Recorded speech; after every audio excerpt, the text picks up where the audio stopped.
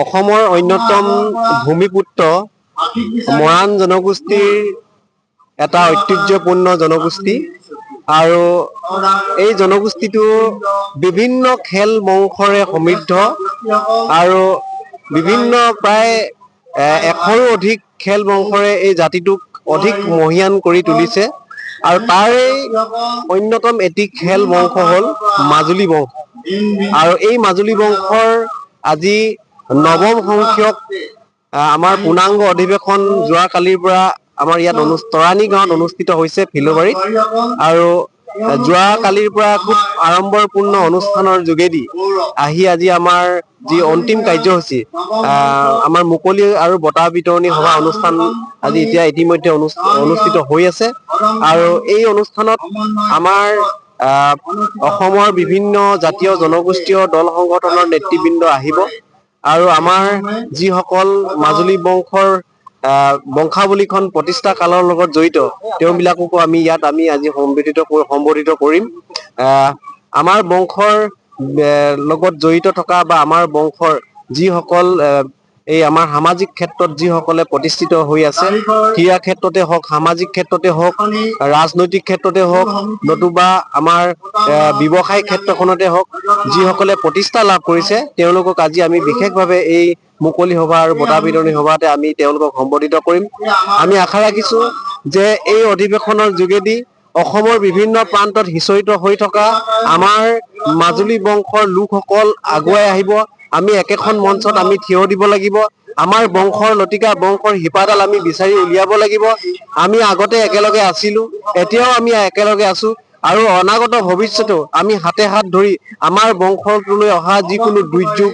আৰু যিকোনো আমাৰ প্ৰত্যাহ্বানক নেওচি আমি মাজুলী বংশই আমি অন্যান্য বংশসকলৰ লগত আমি সমানে আচলতে আমি আগুৱাই যাবলৈ আমি নিশ্চিতভাৱে আমি প্ৰয়াস কৰিম আৰু আমি আশা ৰাখিম যে এই বংশাৱলীৰ যোগেদি আমাৰ নতুন প্ৰজন্মই নিজৰ আপোন মানুহক বিচাৰি পাব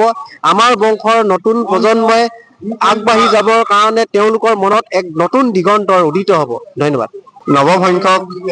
মাজুলীয়া বংশাৱলীৰ আজি দ্বিতীয় দিনাৰ কাৰ্যসূচীত আজি বৰ্তমান এই সময়ত এখন বঁটা বিতৰণী আৰু আলোচনা চক্ৰ চলি আছে আমি অতিশয় আনন্দিত যে মাজুলীয়া বংশৰ বংশাৱলীখন নৱম সংখ্যক বংশাৱলীখন তৰাণী গাঁৱৰ ৰাইজে অতি আদৰেৰে অতি উলহ মালহেৰে অতি হেঁপাহেৰে স্থানটো দিলে আৰু লগতে যিখিনি কাৰ্যক্ৰমণিকা আছে সকলোৰে সহায় সহযোগত খুব সুন্দৰভাৱে তেওঁলোকে অৱতাৰণা কৰিছে বংশ মৰাণ জনজাতিৰ এটা অন্যতম এটা অংশ আৰু বংশ সম্পৰ্কে ক'ব বিচাৰো যে বহুতে ভাবে বহুতে কয় যে বংশই মোক কি দিলে আমি ভাবো যে বংশই মোক কি দিলে সেই সম্পৰ্কে আমাৰ এবাৰ এটা শ্লোগান আমি আগবঢ়াইছো নুসুধিবি বংশই কি দিলে বুলি ভাবিবি বংশক কি দি থৈ যাবি গতিকে বংশক যদি আমি সমিতিশালী কৰিব লাগে তাৰ আঁৰত প্ৰাথমিক দিশবিলাক হ'ল আমি শিক্ষাৰ যিবিলাক দিশ আছে যদি প্ৰতিটো বংশৰ আমি এবাৰ 18খনকৈ শাখা গঠন কৰিছো প্ৰতিখন শাখাৰ পৰা যদি প্ৰতিখন গাঁৱৰ পৰা যদি আমি ছাত্ৰ ছাত্ৰীসকলৰ